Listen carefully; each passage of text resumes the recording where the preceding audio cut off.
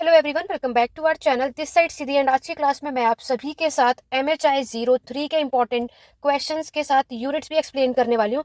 तो जितने भी student IGNOU MA history second year के हैं, तो यहाँ पर MHI 03 जो आप सब्जेक्ट देख रहे हो, ये होगा आपका हिस्टोरियोग्राफी यानी कि इतिहास लेखन।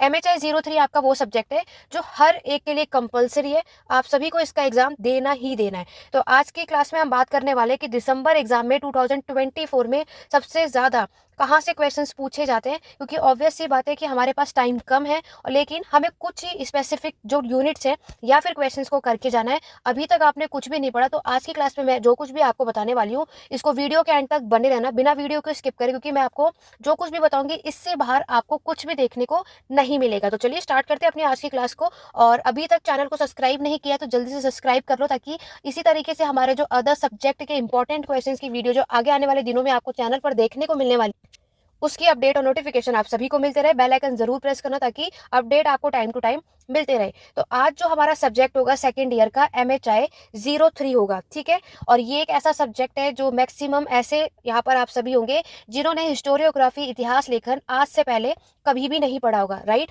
और यहाँ पर सबको सबसे ज्यादा प्रॉब्लम आ रही है कि मैम इतने सारे हिस्टोरियंस हैं, इतने सारे बुक हैं, क्या सभी को लर्न करना है, कैसे लिखना है, क्या लिखना है, वो सब कुछ मैं आज की क्लास में बताऊंगी। तो चलिए स्टार्ट करते हैं और बात करते हैं कि हिस्टोरियोग्राफी। और देखो साथ ही साथ मैं आप सभी के साथ जून 2024, जैसे कि आप सभी को पता है कि हमारे इग्नू में जो साल में 2 बार एग्जाम कंडक्ट किया जाता है, एक जून में होता है, दूसरा दिसंबर में। और अभी रिसेंटली में यानी जून 2024 में आपके एग्जाम में सबसे ज्यादा क्वेश्चन किस तरीके से पूछा गया है, और अदरवाइज इसके प्रीवियस जो एग्जाम हुए थे उसके भी क्वेश्चन पेपर मैं ऑलरेडी अपलोड कर चुकी हूँ। अगर आप चैनल पे फर्स्ट टाइम है और अगर आपने नहीं देखा है तो MHI 03 की प्लेलिस्ट में जाकर के चेकआउट कर लेना, सारे प्रीवियस क्वेश्चन पेपर को एनालाइज कर लो, आपके एग्जाम के लिए हेल्पफुल होगा। लेकिन मैं भी जून 2024 और अब मैं जो उसके अलावा आपको बताऊंगी उसको आपको फॉलो करना है। तो ये आप ऑलरेडी फर्स्ट ईयर में एग्जाम दे चुके हो, सेकंड ईयर का दे रहे हो, आपको पता है आपका जो एग्जाम होता है उसमें आपको 3 घंटे का समय दिया जाता है और आपका एग्जाम 100 मार्क्स का होता है। और आपको 100 में से 40 मार्क्स तो चाहिए ही, ताकि आप लोग पास हो सके।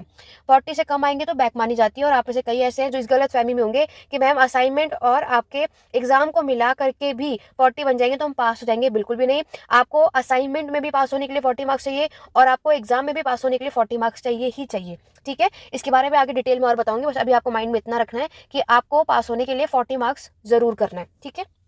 रही बात, आपके पास यहाँ पर 10 क्वेश्चन होंगे जिसमें से आपको सिर्फ 5 अटेम्प्ट करने हैं। वो आपकी चॉइस है कि आपको कौन से 5 क्वेश्चन अटेम्प्ट करने हैं। और यहाँ पर जो 20 मार्क्स का क्वेश्चन आपको पूछा गया होगा वो आपको 500 वर्ड्स में लिखना है। इट मीन्स 5 पेजेस में आपको अपने आंसर को कंप्लीट करना है। देखो आपको इतना डिटेल में मुझे बताने की आई थिंक जरूरत नहीं है, जस्ट बिकॉज क्योंकि आप सभी फर्स्ट ईयर का एग्जाम ऑलरेडी देकर आ चुके हो, तो इतनी सारी चीजें आपको ऑलरेडी पता है। और 10 मार्क्स के लिए आपको पता ही है, जो कि शॉर्ट नोट अगर आप अटेम्प्ट करोगे तो उसके लिए 250 वर्ड्स में, इट मीन्स आपको 3 पेजेस में अपने आंसर को कंप्लीट करना है, राइट। तो यहाँ पर अगर नेक्स्ट अगर हम बात करते हैं, आपके इस क्वेश्चन पेपर में 2 सेक्शन होते हैं और 2 सेक्शन में बोला गया है सेक्शन ए और सेक्शन बी से एटलीस्ट 2-2 क्वेश्चन अटेम्प्ट करने हैं, ठीक है। अब अटेम्प्ट करना है तो कैसे करना है, क्या करना है, वो मैं आपको बताने वाली हूँ। चलिए आगे बढ़ते हैं। सबसे पहला क्वेश्चन आप यहाँ पर देख सकते हो, ideologies contain and maintain vision of history and create certain predisposition in the interpreting history explain. मैं भी हिंदी में भी क्वेश्चन पेपर दिखा दूंगी, अदरवाइज MHI 03 के प्लेलिस्ट चेकआउट करोगे तो जून 2024 के में ऑलरेडी मैंने ये क्वेश्चन पेपर डिस्कस कर दिया था। बट आज के में क्वेश्चंस भी मैं आपको बता रही हूँ, टॉपिक्स भी बताऊंगी कि कैसे आपको एक्सप्लेन करना है। देखो ये वाला जो चैप्टर है ये ब्लॉक फर्स्ट से आपसे पूछा गया है, ठीक है। यूनिट 3 और यूनिट 4 में तो ये कुछ अलग आया था इस बार जून 2024 में, ठीक है। तो आगे बढ़े, आगे बात करते हैं। नेक्स्ट क्वेश्चन आपने देखा, हमारा एक चैप्टर है, उस चैप्टर का नाम है ग्रीक रोमन ट्रेडिशन। देखो इसमें MHI 03 में एक अच्छी बात है कि आपको डायरेक्टली जो चैप्टर है आपका उससे रिलेट वही डायरेक्ट क्वेश्चन में यहाँ पर वो लिख देते हैं और आपको एक्सप्लेन करना होता है, जिससे आपको किसी भी तरीके की कंफ्यूजन नहीं होती कि ये क्वेश्चन कौन से यूनिट से आया है। यहाँ पर आप देखोगे डायरेक्टली आपका चैप्टर का नेम ही मेंशन होता है, ठीक है। तो ये हमारा सेकेंड ब्लॉक है और आप देखोगे तो ये आपके बुक के अंदर यूनिट 5 है, ग्रीक रोमन ट्रेडिशन बताना है, यानी ग्रीक रोमन की जो इतिहास लेखन हिस्ट्री राइटिंग लिखी गई है वो एक्सप्लेन करना है। नेक्स्ट क्वेश्चन है, give a brief account of early tradition of history writing in Persian. ये जो क्वेश्चन आप देख रहे हो ये थर्ड ब्लॉक से, ठीक है। ये मुझे याद नहीं आ रहा, आई थिंक ये आपके यूनिट 9 से 8 या 9 में से हमें ये मिलेगा, बट उससे रिलेटेड है, बट है ये आपके थर्ड ब्लॉक से रिलेटेड।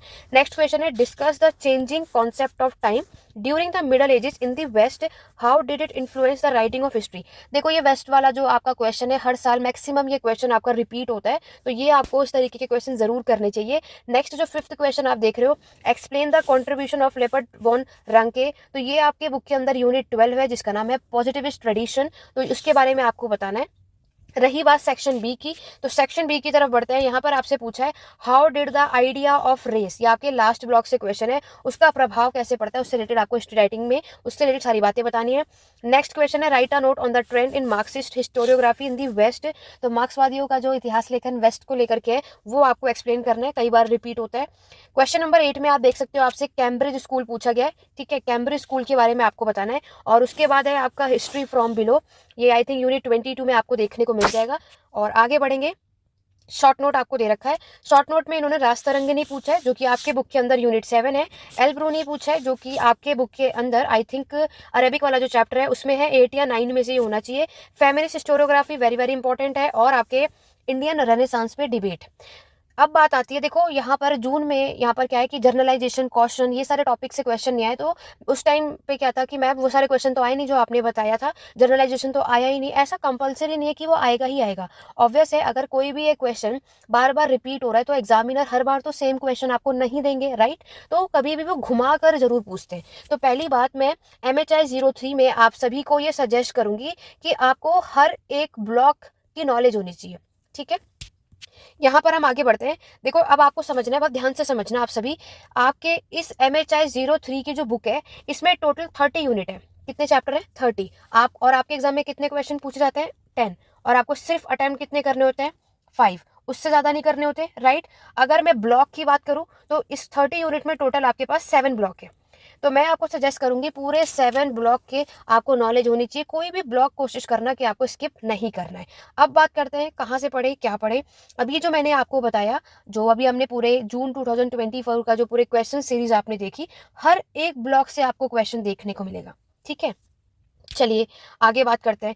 नेक्स्ट अगर हम बात करते हैं, अब एक एक चैप्टर से रिलेटेड मैं यहाँ पर आपको बताने वाली हूँ। देखो ये हमारा फर्स्ट ब्लॉक है जिसमें आपके 4 यूनिट्स हैं, ठीक है। 4 यूनिट्स आप लोग यहाँ पर देख रहे हो, जिसमें से आपका जो फर्स्ट चैप्टर है उसका नाम है जर्नलाइजेशन, सामान्यकरण, ठीक है। आपका फर्स्ट चैप्टर है जर्नलाइजेशन, सामान्यकरण। नेक्स्ट जो चैप्टर है वो आपका है कौशन, यानी कार्य कारक संबंध। उसके नेक्स्ट जो चैप्टर है उस चैप्टर का नाम है आपका ऑब्जेक्टिविटी एंड इंटरप्रिटेशन, यानी वस्तुपरकता और व्याख्या से क्वेश्चन, यानी आपके यूनिट का नाम है, ठीक है, इंटरप्रिटेशन है। और लास्ट में जो अगर हम देखेंगे तो आपके विचारधारा और समाज है, यानी आइडियोलॉजी, क्या है आपकी आइडियोलॉजी एंड सोसाइटी, या सोशल भी लिख सकते हैं। तो ये आपका फर्स्ट ब्लॉक है। तो मैं आपको सजेस्ट करूंगी कि ये खास तौर से आपके जो स्टार्टिंग के जो 3 यूनिट है ये करना ही करना है, ये बिल्कुल भी स्किप मत करना। 20 से 30 मार्क्स से रिलेटेड हमें यहाँ से क्वेश्चन देखने को मिल जाते हैं, और इसी वजह से आपको ये जरूर पढ़ के जाना चाहिए, ठीक है। इस बार तो अगर हम देखें ये वाले ब्लॉक से सिर्फ 20 मार्क का पहला क्वेश्चन ही हमें देखने को मिलता है, अदरवाइज ये ब्लॉक में से 20 या 30 मार्क्स से क्वेश्चन आपको देखने को मिल जाता है। इस बार जून 2024 में जर्नलाइजेशन क्वेश्चन से क्वेश्चन नहीं आए थे, तो क्या पता कि दिसंबर एग्जाम में आ जाए, ठीक है। मैं आपको इस बात की श्योरिटी बिल्कुल नहीं दूंगी कि सिर्फ जर्नलाइजेशन पढ़ के जाओ वही आएगा, क्वेश्चन करना तो वही नहीं। आपको ये सारे चैप्टर पढ़ने ही पढ़ने, इनमें से कोई एक आएगा, वो क्या आएगा वो हमें भी नहीं पता, ठीक है। तो लेकिन ये आपको पढ़ना ही पड़ेगा, इससे आप 20 से 30 मार्क कवर कर सकते हो। देखो मैं आपको हर एक ब्लॉक से टॉपिक्स बता दूंगी, चॉइस आपकी है। देखो अब आपको क्या करना है, जैसे कि मैंने इस ब्लॉक से बोला कि आपको ये 3 यूनिट जरूर पढ़ के जाने, तो जरूरी नहीं है कि आप में से कई ऐसे होंगे तो इसमें से किसी को 2 चैप्टर समझ में आए, तीनों आ जाए, किसी को एक आए। आपको जो भी चैप्टर देखो वैसे तो पूरी कोशिश करनी है कि आप सभी को ये तीनों यूनिट पढ़कर ही जाना है, अच्छे से प्रिपेयर करके जाना है। आपको आपके एग्जाम में फर्स्ट क्वेश्चन यहीं से देखने को मिलेगा। लेकिन आपको क्या करना है, अगर आप में से कई ऐसे होंगे जो तीनों नहीं कर सकते, इतना याद नहीं हो रहा है, आपको समझ में नहीं आ रहा है, तो आपको जो भी टॉपिक इन तीनों में से समझ में आ रहा है, जो आप कर सकते हो वो आप अच्छे से करके जाओ, जो नहीं आ रहा है स्किप कर दो। तो जो आपने पढ़ा है वहां से क्वेश्चन आ जाएगा तो आंसर अटेम्प्ट कर लेना, जो आपने नहीं पढ़ा तो ऑब्वियसली आप वैसे भी इसको छोड़ कर आते क्योंकि आपको उसकी तैयारी नहीं हुई है, ठीक है। तो सजेस्ट क्या है कि 3 में से कम 2 टॉपिक हम पढ़ के जरूर जाए, ताकि हम वहां से क्वेश्चन अगर मिल जाए तो आप उसको अटेम्प्ट कर पाओ। क्योंकि वही एक बात है ना कि अगर हम बिल्कुल ही कुछ भी ना पढ़ के जाए तो उससे अच्छा कुछ पढ़कर हम चले ही जाए, ठीक है। कोई भी 2 टॉपिक, ये वैसे तो सारे यूनिट आपको करने हैं, लेकिन जो आप दो टॉपिक को अच्छे से स्ट्रांगली कर लो, तीसरे का एक ओवरव्यू लेके चले जाओ। बाय चांस वहां से क्वेश्चन आए और आपको समझ में ना आए कि आपको कौन सा क्वेश्चन अटेम्प्ट करना है, तो ये तो नहीं होगा कि आपको इसके बारे में पता नहीं होगा कि उसमें क्या लिखना है, क्योंकि अगर आपने कोई भी एक क्वेश्चन या टॉपिक को स्किप कर दिया तो क्या होगा, आप उसको स्टार्ट ही नहीं कर पाओगे।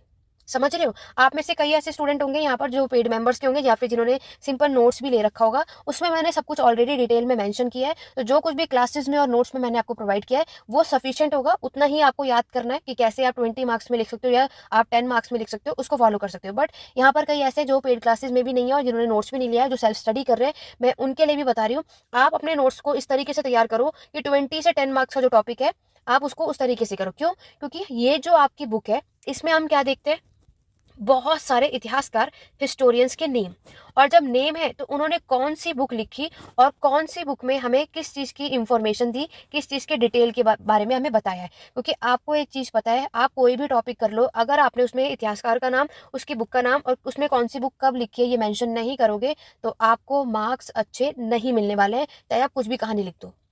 ठीक है, अभी मैं आपको आगे बताऊंगी क्या करना है कैसे नहीं, बट इतनी बात याद रखना, अपने जो MHI 03 के नोट्स प्रिपेयर करो, उसमें कोशिश करना, कोशिश क्या करना ही करना है, क्योंकि ये बुक आपकी ऐसी है कि हम इसमें ये चीज़ें नहीं छोड़ सकते। बाकी अदर सब्जेक्ट में तो एक बार को हम स्किप भी कर सकते हैं, बट इसमें नहीं कर सकते। क्लियर हो गया?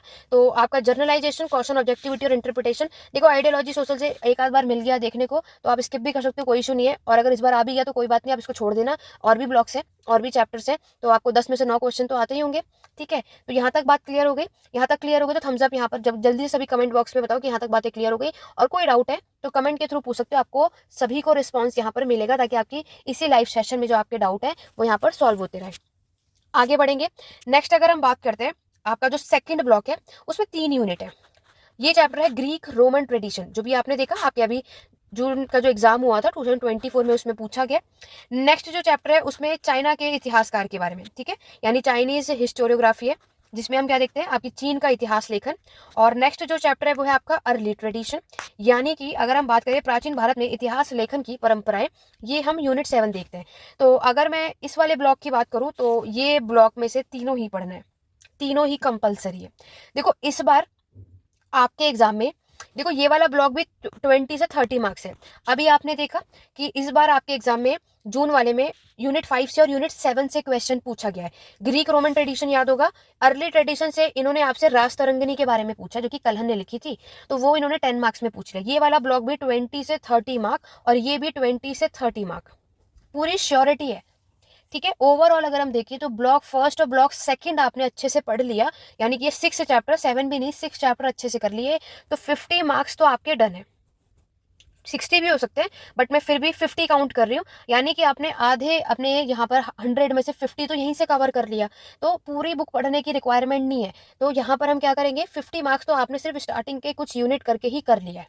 ठीक है, अब बाकी के 50 के लिए क्या करना है उसके बारे में बात करते हैं। यहाँ तक बातें आपको क्लियर हो गई कि आपको ग्रीक रोमन ट्रेडिशन, देखो जून 2024 में ग्रीक रोमन ट्रेडिशन इन्होंने पूछ लिया, तो इस बार आपके एग्जाम में आने के चांसेस कम है।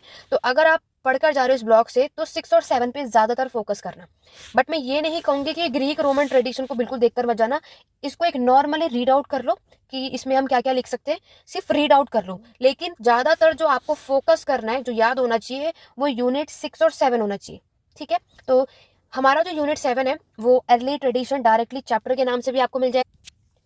या 10 मार्क्स में आपने देखा राजतरंगिणी इन्होंने पूछ लिया कलहन के बारे में, तो यहाँ पर आपको क्या करना है, अपने दिसंबर एग्जाम के लिए 6 और 7 को ज्यादातर फोकस करना है, अच्छे से याद करना है। 5 को एक नॉर्मली रीड आउट करके चले जाना है कि बाई चांस उन्होंने पूछ लिया तो ये ना हो कि आपको आता ना हो, लेकिन एक नॉर्मली रीड आउट कर लेना। ठीक है, लेकिन आपको क्या करना है, चाइनीज और अर्ली ट्रेडिशन का जो इतिहास लेखन है अच्छे से करके जाना।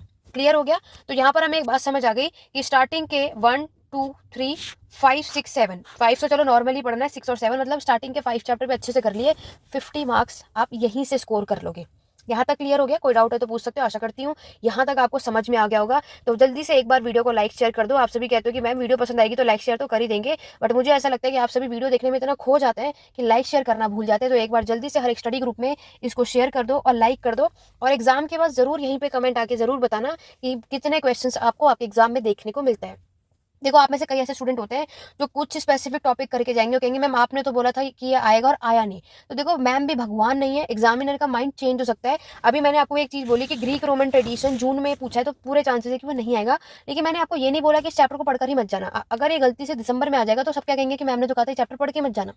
मैंने आपसे ऐसा कहा ही नहीं है। ग्रीक रोमन ट्रेडिशन का आपको एक नॉर्मली रीड आउट जरूर करना है। बाकी चाइना पे और अर्ली ट्रेडिशन का जो इतिहास लेखन है इस पे मैक्सिमम फोकस करना है। तो ये आप लोग इस बार गलती मत करना कि आप में से कई ऐसे कुछ निकल कर आएंगे जो इस तरीके के कमेंट करते हैं।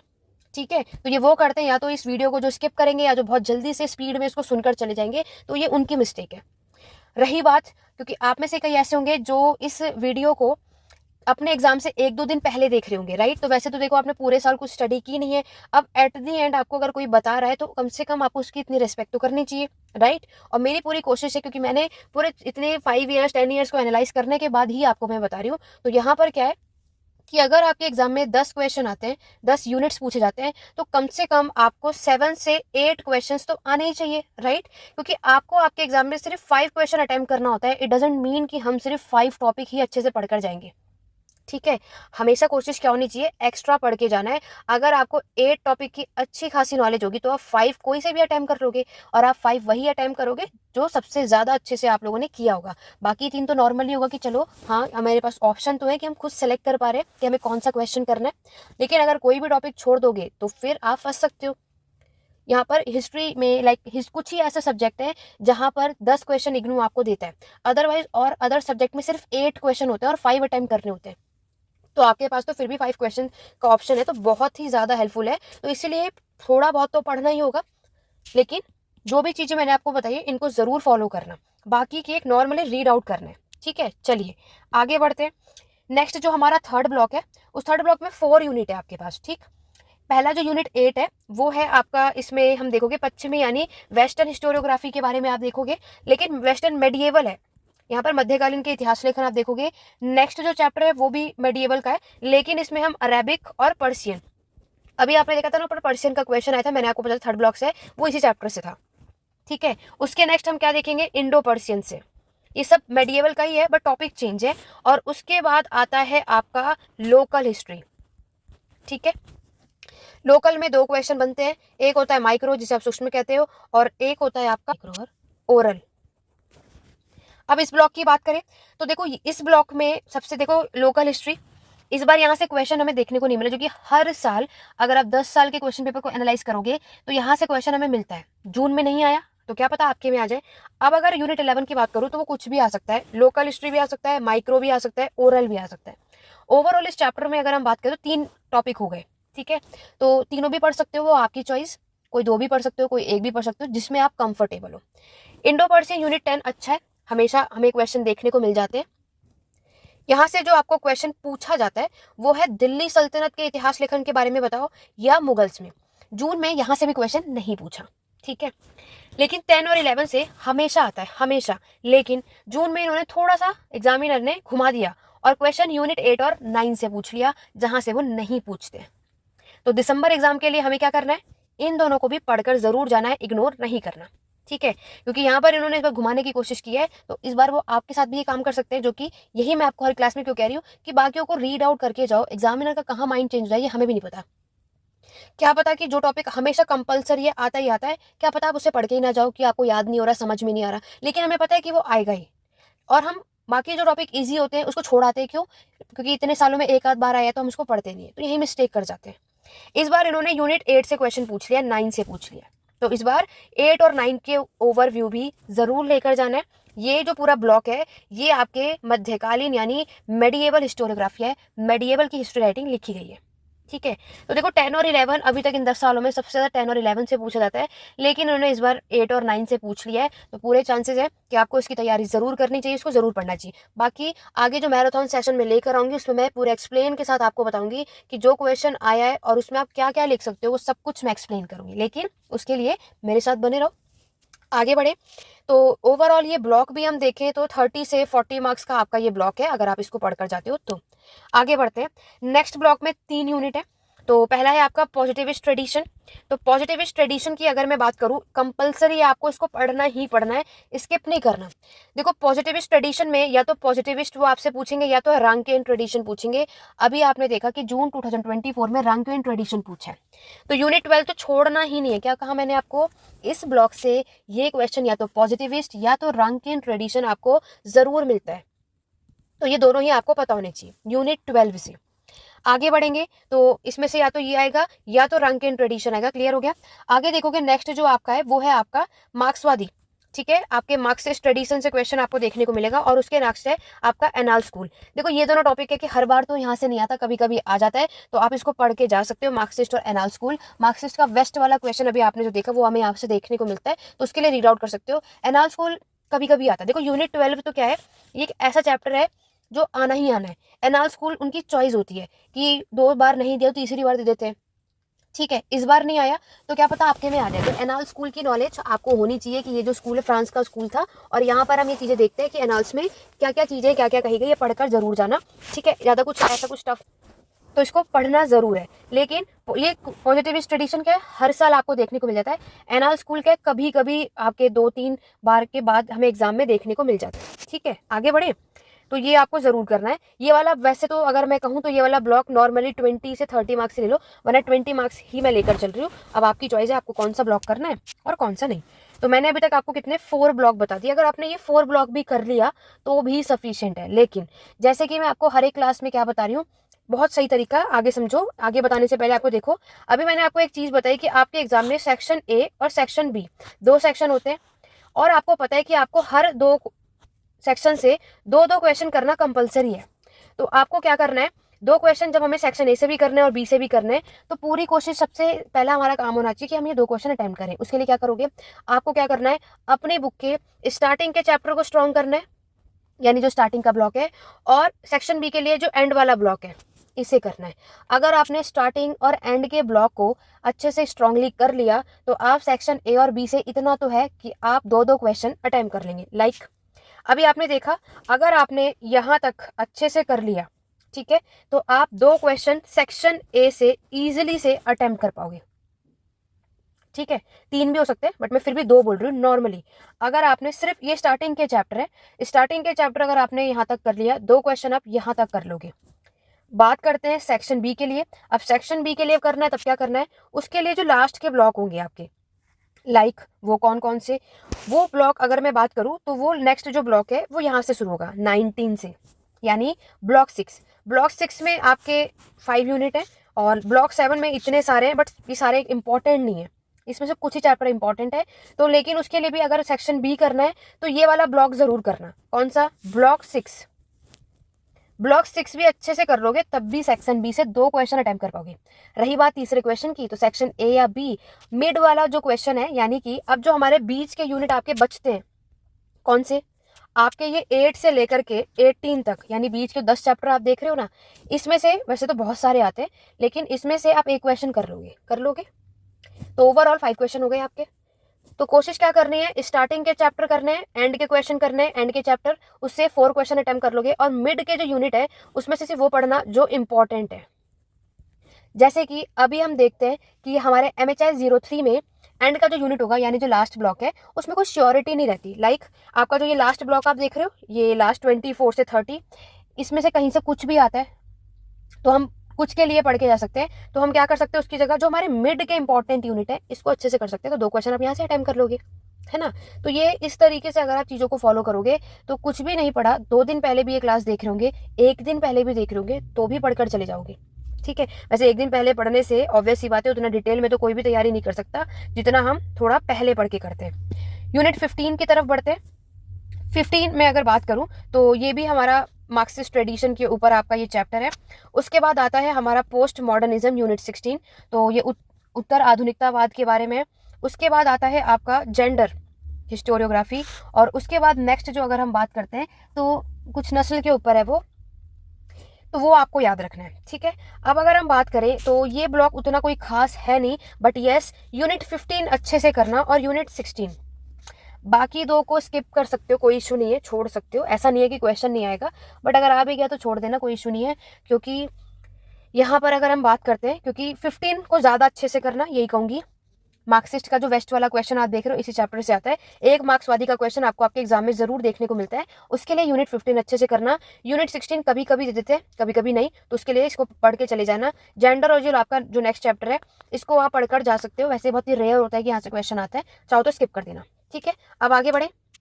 चलिए, नेक्स्ट ब्लॉक है, ये इंपॉर्टेंट ब्लॉक है। क्यों? क्योंकि ये ब्लॉक 40 से 50 मार्क्स का हमें देखने को मिलता है, बट मैं फिर भी 40 मार्क्स बता रही हूँ। 19th जो हमारा चैप्टर है वो हम क्या देखते हैं। देखो, इस बार इन्होंने आपसे कैम्ब्रिज स्कूल पूछा था, जो कि 23rd है। तो कैम्ब्रिज स्कूल इस बार आया, तो आपके एग्जाम में, दिसंबर एग्जाम में आने के चांसेस बहुत रेयर है। लेकिन इसको एक नॉर्मली इसकी एक स्टोरी पढ़कर चले जाना कि कैम्ब्रिज स्कूल आखिरकार है क्या। उसके बाद नेक्स्ट जो चैप्टर है ये भी मार्क्सिस्ट है। देखो, मार्क्सिस्ट के चैप्टर पढ़ लेना, क्योंकि ये हेल्पफुल होते हैं। और ये वाला चैप्टर तो बहुत ही अच्छा और बहुत ही इंपॉर्टेंट है, क्योंकि इसी चैप्टर में बहुत सारे टॉपिक है और अलग अलग क्वेश्चन आता है। अभी जून में जो रेनेसांस का जो एक टॉपिक देखा आपने, 10 मार्क्स में पूछा है, इसी चैप्टर से आया है वो। ठीक है, मतलब सजेस्ट करूंगी यूनिट 22 जरूर पढ़ना। इसमें 3 से 4 टॉपिक है, कभी भी कुछ भी पूछ लेते हैं, तो इसलिए इसको पढ़ लेना। यूनिट 21 की अगर हम बात करें, चलो पहले 19 देखो। 19 है आपका कॉलोनियल हिस्टोरियोग्राफी, तो ये भी एक अच्छा चैप्टर है। उसके बाद आता है आपका नेशनलिस्ट हिस्टोरियोग्राफी, यानी राष्ट्रवादों के बारे में। ठीक है, और फिर ये आता है कम्युनिस्ट के ऊपर। तो ये ब्लॉक बहुत अच्छा है, और ये ब्लॉक में मैं तो यही सजेस्ट करूंगी कि सारे टॉपिक्स की नॉलेज आपको होनी ही चाहिए, क्योंकि यहाँ से, इस वाले चैप्टर से कभी भी कहीं से कुछ भी पूछ लेते हैं।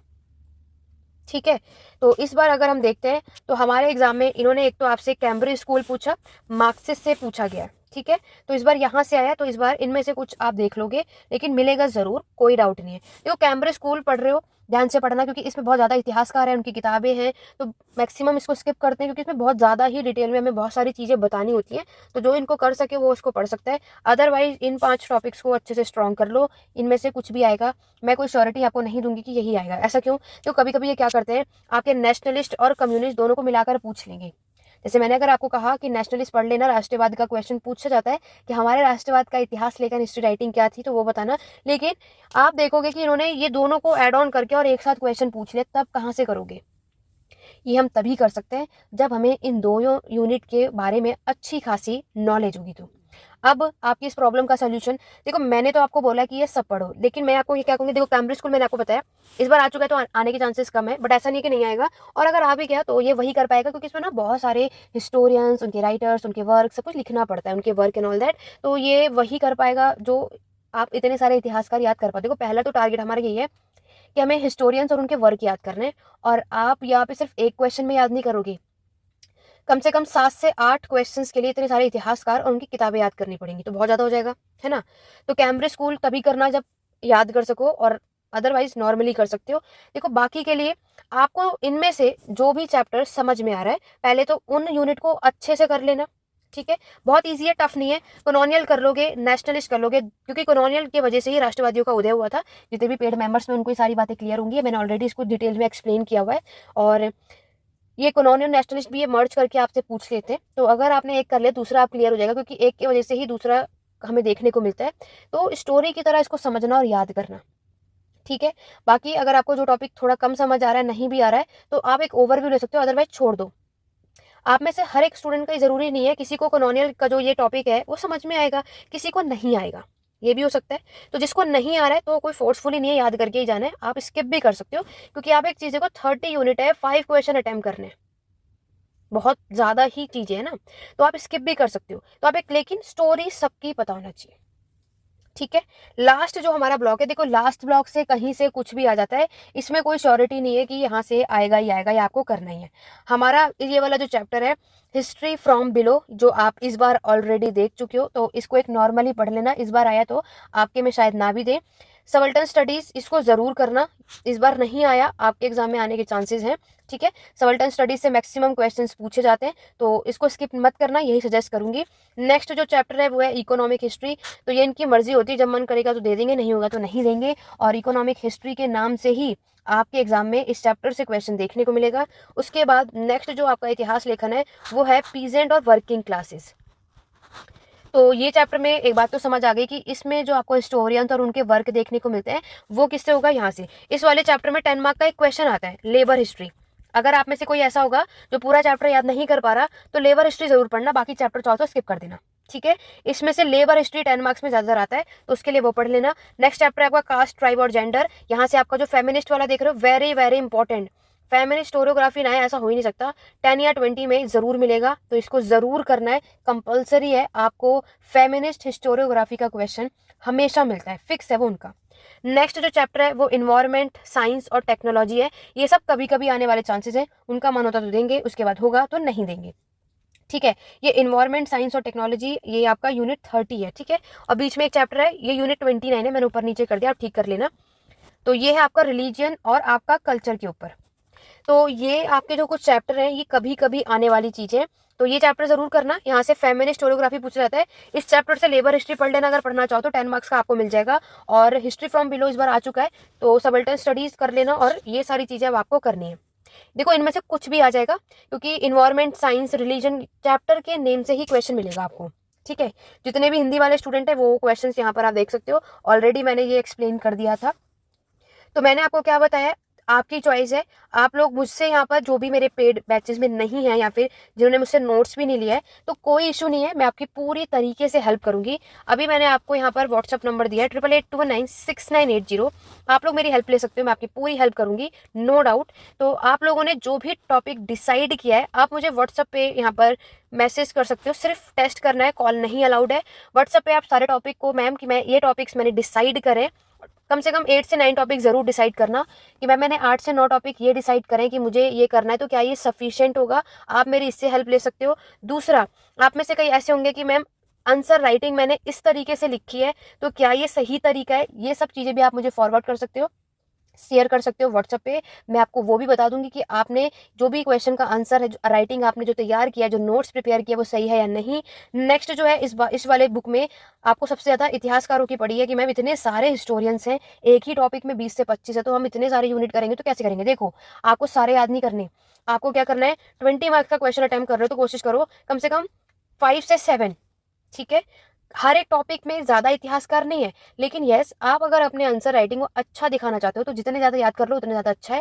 देखो MHI 03 की तैयारी करने का सबसे बेस्ट तरीका क्या है, आपको सिर्फ याद क्या करना है, आपको सिर्फ, जो अगर नोट्स भी बना रहे हो तो आपको क्या करना है, यहाँ पर हिस्टोरियन, इतिहासकार का नाम लिखना। लाइक दादा भाई नरोजी, मैं एक एग्जाम्पल देती हूँ आपको।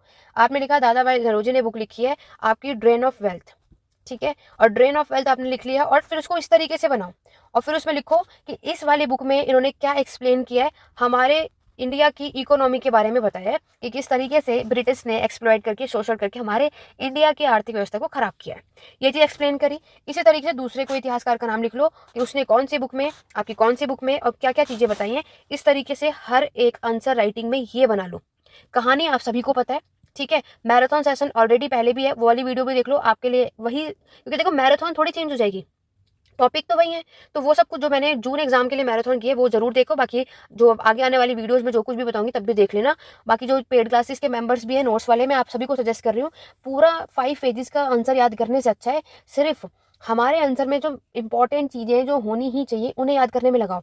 कोशिश करो टाइम पीरियड भी मेंशन करो, क्योंकि हिस्ट्री अगर कर रहे हैं और अगर उसमें टाइम पीरियड दिखाओगे तो बहुत अच्छा रहता है, अच्छे स्कोर आते हैं। अगर ये सारी चीजें फॉलो करोगे ना तो 20 में से 16 मार्क्स तो डेफिनेटली आने ही आने, उससे कम वो आपको देंगे नहीं। अगर आपने टाइम पीरियड मेंशन नहीं किया, वर्क मेंशन नहीं किया, इतिहासकारों का नाम नहीं लिखा, तो वो 8-7 से ऊपर मार्क्स 20 में से देंगे ही नहीं, ठीक है। अगर यकीन ना हो तो आपके जब मार्क्स आएंगे ना तो आप देख लेना। तो सबसे सही तरीका क्या होता है, पूरे आंसर राइटिंग को याद ना करके सिर्फ वो चीजें नोट्स में लिखो जो हमें पता है कि ये तो मुझे आंसर में दिखाना ही है। देखो स्टोरीज जो है वो आपको ऑलरेडी याद हो ही गई, आप सभी मास्टर्स के स्टूडेंट हो, ऑब्वियसली बहुत बड़े हो, तो इतना तो है कि कहानी भी पता हो तो लिख तो आप फिर भी लोगे, लेकिन कहानियां नहीं लिखनी। लिखना क्या है, मेन मेन चीजें जो टीचर आंसर राइटिंग में चाहते हैं कि जो मैंने ये क्वेश्चन पूछा है वो चीज यहाँ पर आप सभी ने लिखी है या नहीं। अदरवाइज सारी चीजें तो टीचर को ऑलरेडी आती हैं, तो फिर वो क्यों करेंगे। और आप सिर्फ एक अकेले सिंगल स्टूडेंट नहीं हो कि वो आपकी आंसर राइटिंग पे इतना फोकस करेंगे, लेकिन अगर उन्हें आंसर राइटिंग में स्टार्टिंग में ही अच्छी चीजें प्रॉपर तरीके से एक्सप्लेन किया हुआ नजर आ गया तो वो स्कोर आपको ऐसे ही दे देंगे बिना आपके पूरे कंप्लीट आंसर को रीड आउट करें। समझ रहे हो, आप खुद भी, आप में से कई ऐसे होंगे जो यहाँ पे टीचर होंगे, तो आप क्या करते हो, पूरा एक एक लाइन पढ़ते हो। इतना समय किसी पे नहीं होता, क्योंकि एक ही कॉपी नहीं चेक करनी होती, तो इसीलिए क्या करना है, स्टार्टिंग में वही क्वेश्चन अटेम्प्ट करने हैं जो आपको बहुत अच्छे से याद हो और प्रॉपर तरीके से लिखो, ताकि टीचर ही खुश हो जाए कि बिल्कुल। और आखिरी वाला क्वेश्चन भी, लास्ट क्वेश्चन भी बहुत अच्छा लिखना है। क्यों? टीचर को भी पता है कि स्टूडेंट आखिरी क्वेश्चन तक जाते जाते सब गड़बड़ कर देता है, लेकिन आपको क्या करना है, लास्ट वाले को इतना प्रॉपर वे में, इतना नीट और क्लीन और डिटेल में एक्सप्लेन करना है कि वो आपको मार्क्स देने पे मजबूर हो ही जाए। आपके आंसर राइटिंग में कहानी स्टोरी पढ़ने में कोई भी इंटरेस्ट नहीं है, फैक्ट्स पढ़ना है जो टीचर देखना चाहते हैं। ठीक है, तो ये सारी चीजें अगर आप आंसर राइटिंग में मेंशन करोगे तो कोई नहीं रोक सकता 80+ लाने से। हिस्ट्री में मिलते भी हैं, नो डाउट। जून का जो एग्जाम हुआ, मैक्सिमम यहाँ पे जो रिजल्ट आए, यहाँ पे 70-85 तक मार्क्स आए। तो अगर आप अच्छा लिखोगे तो मार्क्स भी अच्छे आएंगे। ठीक है, आपके एग्जाम से आने से पहले मैं आपको आंसर राइटिंग के पूरा एक डिटेल में वीडियो बताऊंगी, क्लास लेकर के आऊंगी, जिसमें सब कुछ बताऊंगी कैसे लिखना है, क्या क्या लिखना है, वो सारी चीजें। बट आशा करती हूँ कि आज की क्लास आपको पसंद आई होगी। तो वीडियो को लाइक शेयर करना मत भूलना, और बाकी के जो आपके अदर सब्जेक्ट की वीडियो भी जल्दी से अपलोड होगी, लेकिन उसके लिए आपको मेरे साथ बने रहना है। तो चलिए स्टूडेंट, आज की क्लास में बस इतना ही। लेकिन उससे पहले अगर पेड क्लासेज या नोट्स चाहिए तो अभी भी अवेलेबल है, हिंदी इंग्लिश दोनों में मिल जाएगा, तो उसके लिए आप इस पर कॉन्टैक्ट कर सकते हो। बाकी आज की क्लास को एंड करते हैं, मिलते हैं अपने नेक्स्ट वीडियो में। Thank you for watching.